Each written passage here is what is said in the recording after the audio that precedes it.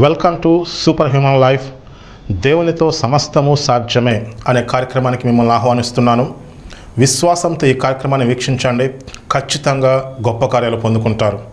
మహాపరిశుద్ధుడా, సర్వశక్తి కలిగిన దేవ, ఈ కార్యక్రమాన్ని మీ చేతిలో పెడుతున్నాను. పరిశుద్ధాత్మదేవ, ఈ కార్యక్రమం అనేక వేల మందికి ఆశీర్వాదకరంగా మీ చిత్తాన్ని నెరవేర్చే విధంగా బలపరచమని నజరైన యేసు నామమున అడిగి వేడుకుంటున్నాం తండ్రి, ఆమెన్. ఈరోజు మనం రాజులైన యాజక సమూహము అనే అంశాన్ని ధ్యానించుకుందాం. మీరు ఒకసారి పరిశీలించినట్లయితే, రాజు ఒక మాట చెప్తే దాన్ని నెరవేర్చడానికి సైనికులు ఉంటారు, అధికారులు ఉంటారు. రాజు యొక్క అధికారం పైనుంచి కిందకు వస్తుంది. రాజు మాట చెప్పినప్పుడు కింద ఉన్న అధికారులు, సైన్యం ఆ మాటను నెరవేరుస్తారు. యాజక ధర్మం ఎలా ఉంటుందంటే, మనం చేసే ప్రార్థన, విజ్ఞాపన, దేవుణ్ణి స్తుతించటం, అనేక మంది పక్షాన మనం చేసే విజ్ఞాపన ధూపం వలె పైకి వెళ్తుంది, దేవుని యొక్క సన్నిధికి వెళ్తుంది. మనం రాజులైన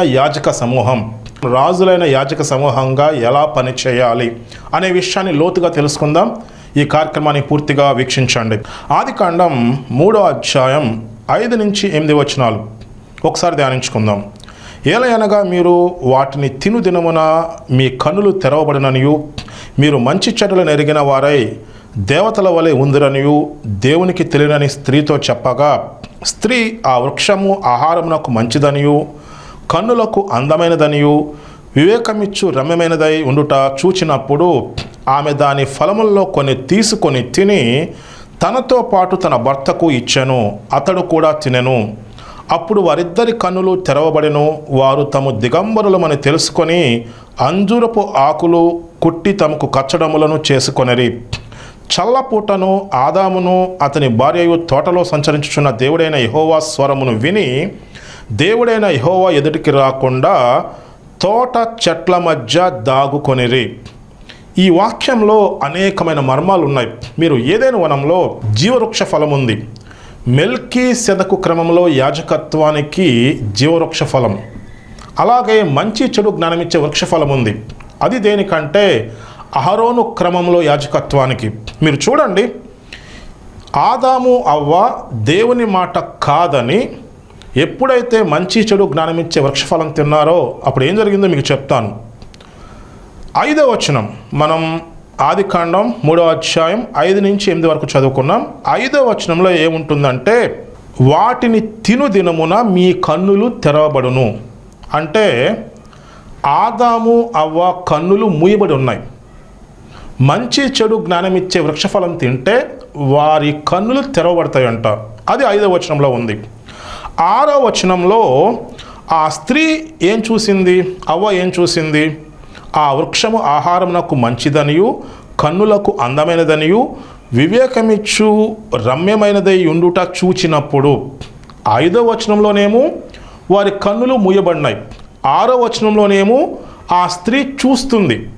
దీంట్లో ఉన్న మర్మం ఏంటంటే, ఏదేను వనంలో ఉన్నప్పుడు ఆదాము అవ్వ ఆత్మీయ నేత్రాలు తెరవబడి ఉన్నాయి, వారి శరీర నేత్రాలు మూయబడి ఉన్నాయి. ఆత్మీయ నేత్రాలతో వాళ్ళు చూస్తున్నారు. వారు దేవుణ్ణి చూడగలరు, వారు ఆత్మీయ లోకాన్ని చూడగలరు. అది విషయం. ఎప్పుడైతే మంచి చెడు జ్ఞానమిచ్చే వృక్షఫలం తిన్నారో 7వ వచనంలో చాలా స్పష్టంగా రాయబడి ఉంటుంది. అప్పుడు వారిద్దరి కన్నులు తెరవబడెను, వారు తాము దిగంబరులమని తెలుసుకున్నారు.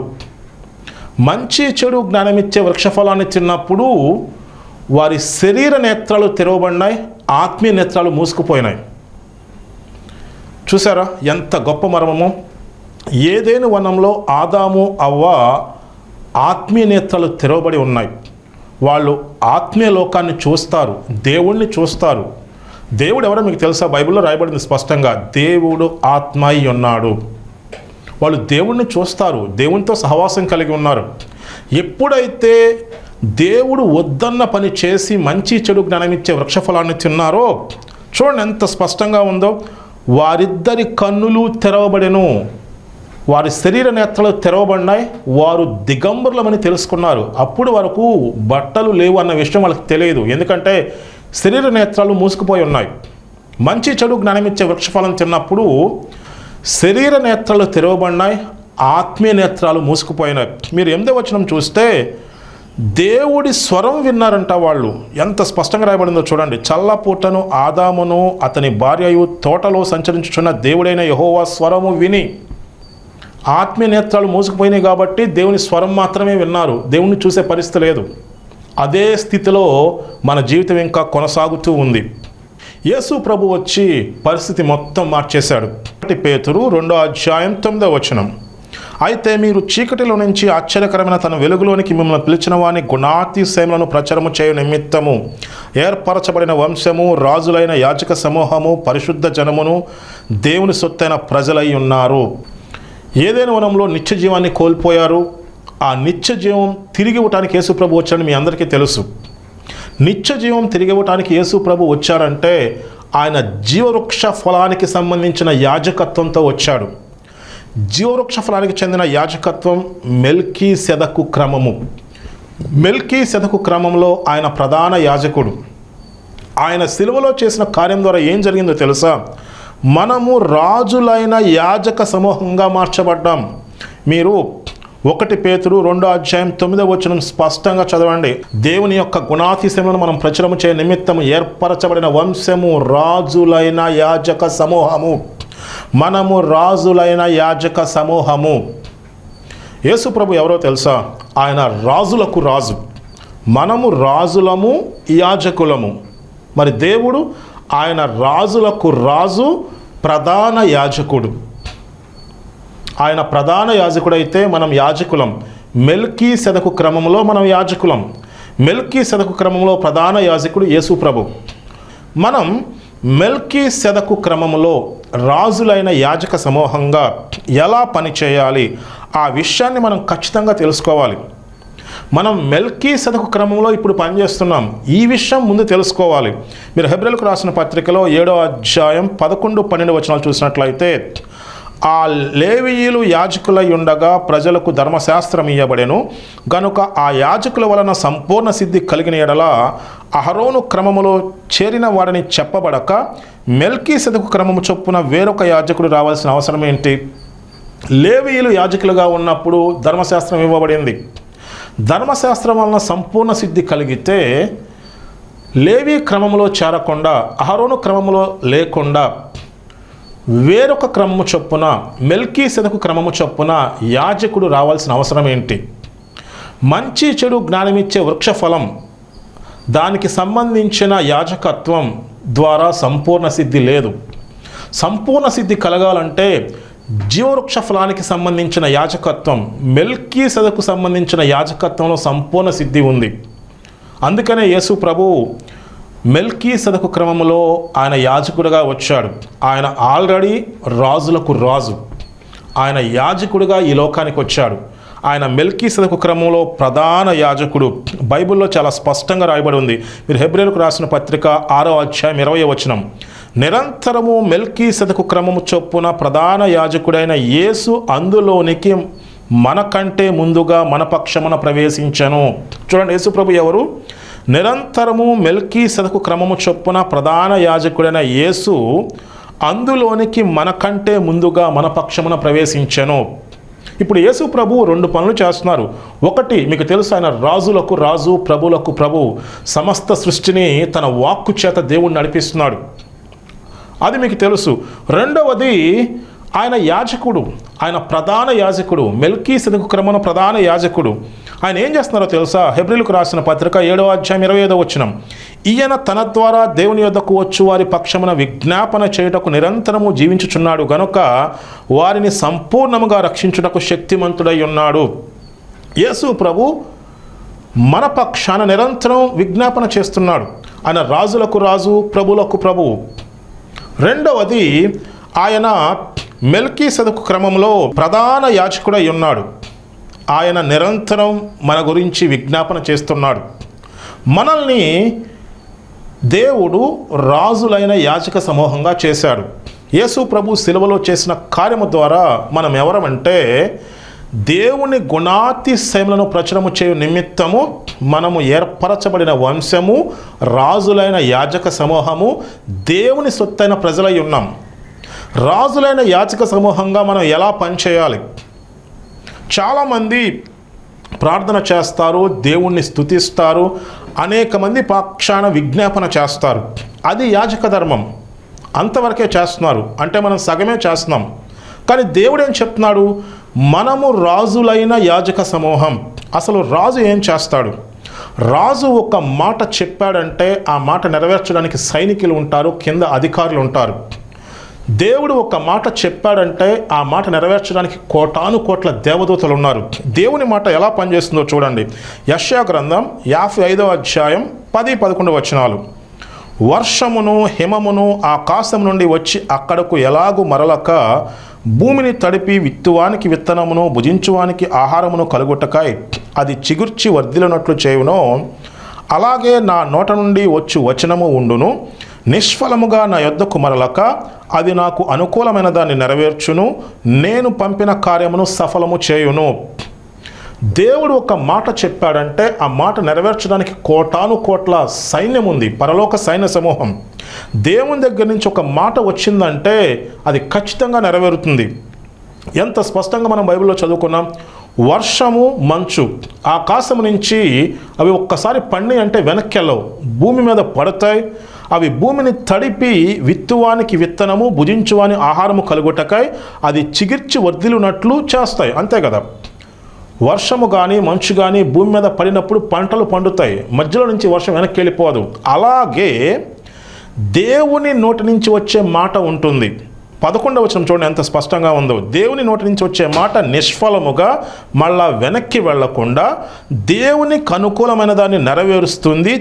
దేవుడు పంపిన కార్యాన్ని సఫలం చేస్తుంది. దేవుడు 2 రకాలుగా పనిచేస్తున్నాడు.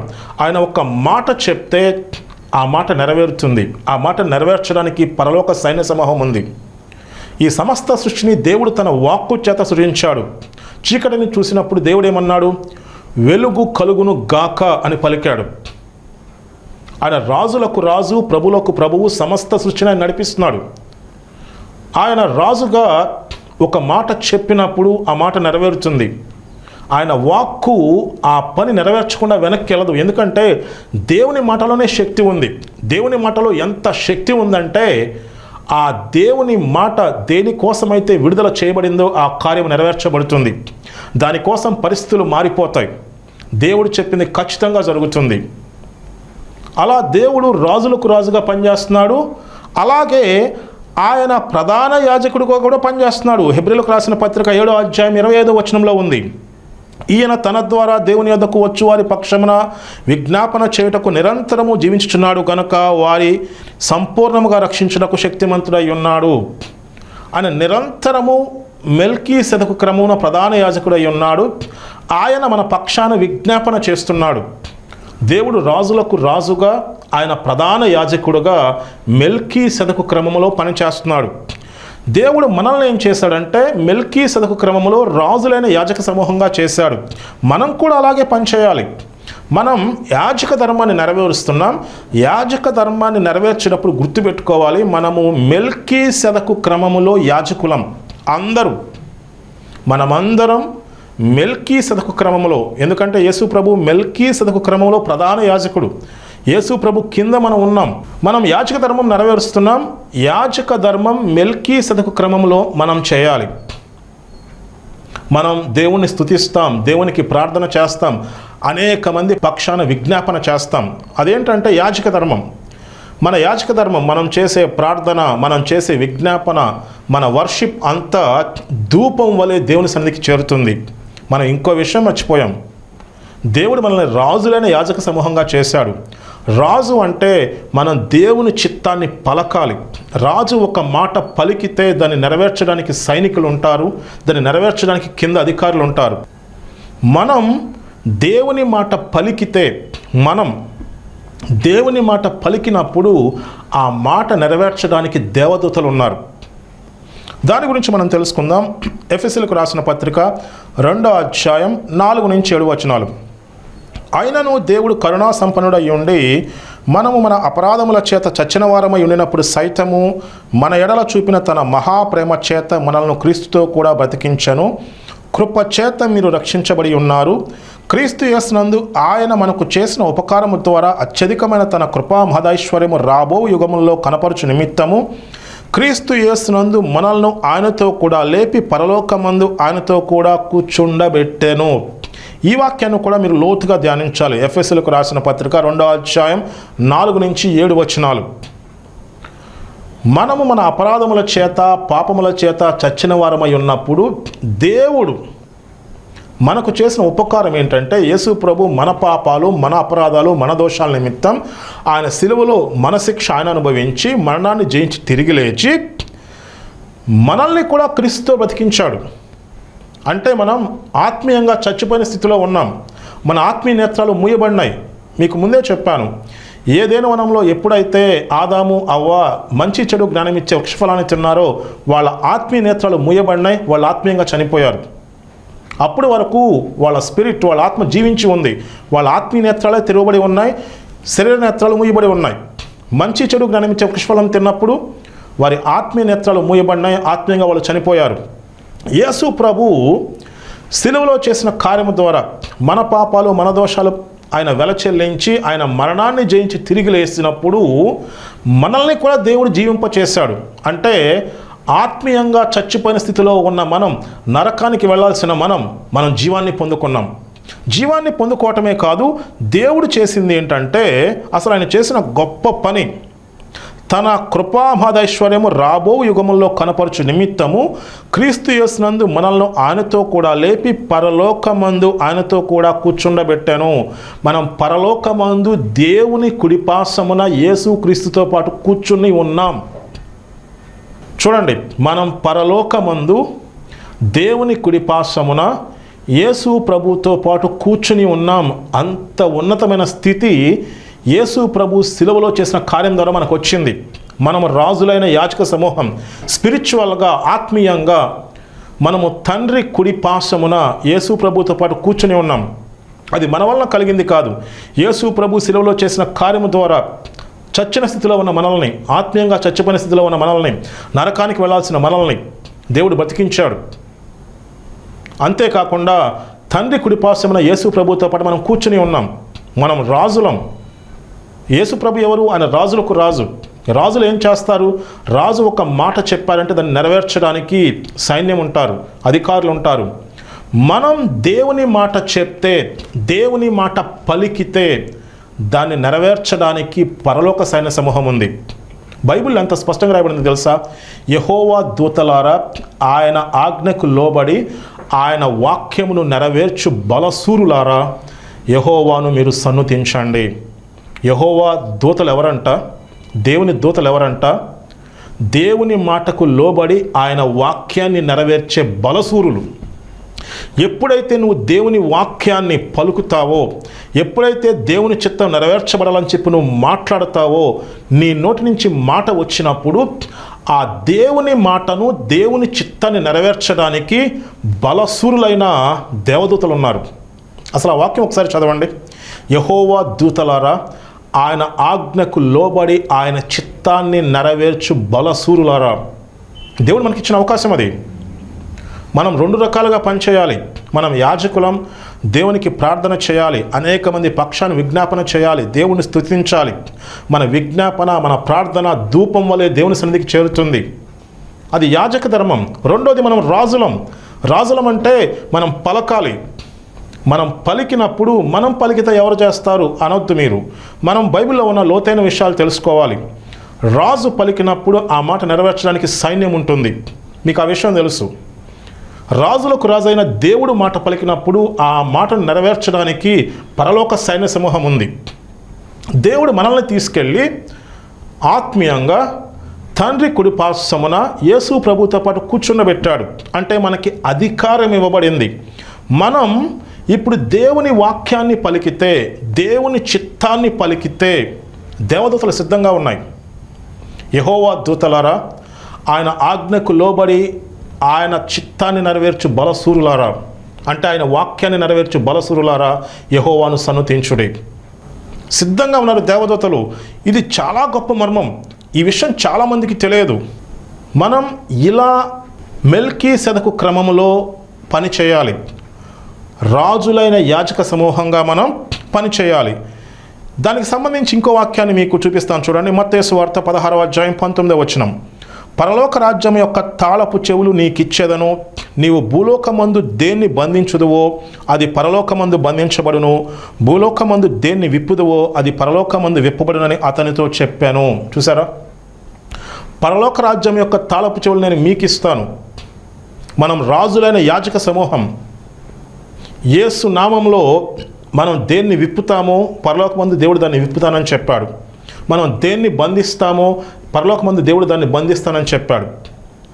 మనం ఎప్పుడైతే దేవుని చిత్తాన్ని పలుకుతామో, దేవుని వాక్యాన్ని పలుకుతామో, దాన్ని నెరవేర్చడానికి పరలోక సైన్య సమూహం సిద్ధంగా ఉంది. ఫర్ ఎగ్జాంపుల్, యేసు ప్రభు మనకు సిలువలో చేసిన కార్యం ద్వారా మన పాపములు, మన దోషములు, మన అతిక్రమములు ఆయన సిలువలో భరించి ఆయన నీతిని మనకిచ్చాడు. బైబిల్లో రాయబడిన మాట, మనము క్రీస్తు యేసునందు దేవుని నీతి అయి ఉన్నాము. అంటే మన పాపాలు, దోషాలు యేసు ప్రభు తను భరించి ఆయన నీతిని మనకిచ్చాడు. తర్వాత రెండవది, నిశ్చయముగా ఆయన మన రోగాలను భరించాడు, ఆయన పొందిన గాయముల చేత మనము స్వస్థత పొంది ఉన్నాము. బైబిల్ ఎంత స్పష్టంగా ఉందో తెలుసా. తర్వాత ఆయన మన కోసము శాపమై, ధర్మశాస్త్రం యొక్క శాపం నుంచి మనల్ని విమోచించాడు. అబ్రహాము పొందిన ఆశీర్వచనం మనం పొందుకోవటం కోసం దేవుడు మన కోసం శాపమై మనల్ని ధర్మశాస్త్రం యొక్క శాపం నుంచి విమోచించాడు. అంటే ఆశీర్వాదం మనకిచ్చాడు. తర్వాత చూసినట్లయితే దేవుని యొక్క కృప ఎంత గొప్పదంటే, ఆయన ధనవంతుడై ఉండి తన దరిద్రం వలన మనము ధనవంతులు కావాలని చెప్పి ఆయన మన కోసం శిలువలో దరిద్రులుగా మారాడు. అంటే మన దరిద్రాన్ని ఆయన భరించి మన ధనవంతులుగా చేశాడు. ఇవన్నీ బైబిల్లో రాయబడి ఉన్నాయి. వీటి కోసం దేవుడు ప్రాణం పెట్టాడు. అందుకే మనం నిత్య జీవాన్ని పొందుకుంటున్నాం. అలాగే దేవుడు మన కోసం ప్రాణం పెట్టినప్పుడు మనం గొప్ప స్వస్థత, విడుదల పొందుకుంటాం. మీరు ఐగుప్తిలో ఇజ్రాయేలీలు బానిసలుగా ఉన్నప్పుడు దేవుడు వారిని అద్భుతమైన కార్యాలు చేసి విడిపించారు. ఐగుప్తు అంటే లోకానికి గుర్తు. 3 కార్యాలు జరిగినాయి. ఏంటో తెలుసా? ఒకటి, ఐగుప్తు బానిసత్వం నుంచి విడుదల పొందారు. రెండవది, వాళ్ళు వచ్చేటప్పుడు ఖాళీగా రాలా, చాలా ధనంతో వచ్చారు. ఐగుప్తీయుల వస్తువులన్నీ తీసుకొచ్చేసారు వాళ్ళు. మూడవది, వాళ్ళ బలహీనులు ఒక్కరు కూడా లేరు. అక్కడ ఏం జరిగిందో తెలుసా? ఎప్పుడైతే పస్కా బలి పశువును వధించి దాని రక్తాన్ని ద్వారబంధాలకి, గుమ్మాలకి పూశారు, అలాగే ఆ పస్కా బలి పశువును వాళ్ళు తింటారు. అంటే మనము దానికన్నా శ్రేష్టమైన దాంట్లో మనం ఉన్నాం. యేసు ప్రభు యొక్క శరీరాన్ని, రక్తాన్ని తీసుకున్నప్పుడు, అంటే యేసు ప్రభుని రక్షకుడిగా అంగీకరించినప్పుడు, ఆయన మన కోసం చేసిన ఆ వెలను మనం విశ్వసించి మనం దేవుని సన్నిధికి వచ్చినప్పుడు, ఒకటి, అపవాది బంధకాల నుంచి విడుదల పొందుతున్నాం, నిత్య జీవాన్ని పొందుకుంటున్నాం. 2, మనకి ఆశీర్వాదం వస్తుంది. ఇజ్రాయేలీలు ఖాళీ చేత్తో రాలా, గొప్పగా ఆశీర్వదించబడి వచ్చారు. 3వది, స్వస్థత మనకు వస్తుంది. బైబిల్లో చాలా స్పష్టంగా దేవుడు రాపించాడు. ఇజ్రాయేలీలు లోకం అంటే ఐగుప్తు నుంచి విడిపించబడి వాళ్ళు పాలు తేనెలు ప్రవహించే దేశానికి వెళ్ళారు. నూతన నిబంధన, మనం ఈ లోకం నుంచి విడిపించబడి పాలు తేనెలు ప్రవహించే దేశం అంటే నిత్య జీవానికి వెళ్తాం. ఇవి విడిపించబడినప్పుడు 3 విషయాలు జరుగుతాయి. ఒకటి, నిత్య జీవం వస్తుంది. రెండవది, ఆశీర్వాదం వస్తుంది. మూడవది, స్వస్థత వస్తుంది. అది చాలా స్పష్టంగా బైబిల్లో రాయబడి ఉంది. ఇప్పుడు నువ్వు దేవుని చిత్తాన్ని పలికితే, యేసు నామములో నేను స్వస్థత పొంది ఉన్నాను, నువ్వు ఎప్పుడైతే హృదయంలో నమ్మి నోటితో ఒప్పుకుంటావో, నువ్వు దేవుని చిత్తాన్ని పలుకుతావో, దాన్ని నెరవేర్చడానికి దేవదూతలు ఉన్నారు. దేవుని వాక్యాన్ని నెరవేర్చడానికి దేవదూతలు సిద్ధంగా ఉన్నాయి. మెల్కీసెదెకు క్రమంలో మనము రాజులైన యాజక సమూహము. మన ఫంక్షన్ 2 రకాలుగా ఉంటుంది. ఒకటి, మనం యేసు నామంలో పలికినప్పుడు, అంటే దేవుని చిత్తాన్ని పలికినప్పుడు, దేవుని వాక్యాన్ని మనం పలికినప్పుడు ఆ వాక్యాన్ని నెరవేర్చడానికి దేవదూతలు ఉన్నాయి. రెండవది, మనం యాజకులుగా దేవుణ్ణి స్తుతించాలి, దేవుణ్ణి గణపరచాలి, అనేక మంది పక్షాన విజ్ఞాపన చేయాలి. రాజు పలికినప్పుడు అది ఎలా వస్తుందంటే, ఆ ఆజ్ఞ కిందకి, అంటే రాజు కింద ఉన్న సైన్యం నెరవేరుస్తారు. యాజకుడు దేవుణ్ణి స్తుతించినప్పుడు, ప్రార్థన చేసినప్పుడు ఆ విజ్ఞాపన పైకి వెళ్తుంది, ధూపం వలె దేవుని సన్నిధికి వెళ్తుంది. మనం దేవుని పోలికలో సృజించబడి ఉన్నాం. మనం దేవుని చిత్తాన్ని నెరవేర్చడానికి ఉన్నాం. మీరు చూడండి, బైబిల్లో ఎంత స్పష్టంగా రాయబడి ఉందో. యెషయా గ్రంథం 61వ అధ్యాయం 4వ వచనం. చాలా కాలం నుండి పాడుగా ఉన్న స్థలములను వారు కట్టుదురు, పూర్వమున పాడైన స్థలములను కట్టుదురు, పాడైన పట్టణములను నూతనముగా స్థాపింతురు, తరతరముల నుండి శిథిలమై ఉన్న పురములను బాగు చేయుదురు. దేవుడు ఆదిలో భూమి నిరాకారంగా ఉన్నప్పుడు దేవుడు ఏం చేశాడు? తన మాట పలికినప్పుడు సృష్టి అంతా వచ్చింది. అలాగే దేవుని పోలికలో సృజించబడిన మనం ఏం చేయాలంటే దేవుని చిత్తాన్ని పలకాలి, దేవుని వాక్యాన్ని పలకాలి. పలికినప్పుడు దేవదూతలు ఆ మాట నెరవేరుస్తాయి. మనం ఈ పాడైపోయిన భూమిని, పాడైపోయిన పరిస్థితుల్ని ఏదైనా వనంగా మార్చాలి. అదంతా దేవుని శక్తి ద్వారానే అవుతుంది. అయితే దేవుడు తన పని చేయటానికి మనల్ని ఉపయోగించుకుంటాడు. మనం నిలబడి దేవుని యందు విశ్వాసం ఉంచి దేవుని మాట పలికినప్పుడు దేవదూతల ద్వారా దేవుడు ఆ పని చేపిస్తాడు. అలాగే మనం ప్రార్థన చేసినప్పుడు, యాజకులుగా ప్రార్థన చేసినప్పుడు, విజ్ఞాపన చేసినప్పుడు ఆ ప్రార్థన ఆలకించి దేవుని కార్యం జరుగుతుంది. మనం రాజులైన యాజక సమూహంగా దేవుని పోలికలో సృజించబడి దేవుని యొక్క చిత్తాన్ని మనం నెరవేర్చాలి. ఇంకొక వాక్యం చూడండి, యోహాను సువార్త 3వ అధ్యాయం 13వ వచనం. మరియు పరలోకం నుండి దిగి వచ్చిన వాడే, అనగా పరలోకంలో ఉండు మనుష్య కుమారుడే తప్ప పరలోకమునకు ఎక్కిపోయిన వాడు ఎవడునూ లేడు. యేసు ప్రభు సిలువ వేయబడక ముందు యేసు ప్రభు నికోదేముతో ఏమన్నాడు తెలుసా? ఆ వచనం జాగ్రత్తగా చదవండి. యోహాను సువార్త 3వ అధ్యాయం 13వ వచనం. పరలోకం నుండి దిగి వచ్చిన వాడే, అనగా పరలోకంలో ఉండు మనుష్య కుమారుడే తప్ప. యేసు ప్రభు భూమి మీద ఉన్నాడు, పరలోకంలో కూడా ఉన్నాడు. అదే నికోదేముతో చెప్పాడు. నికోదేముకు అర్థం కాల.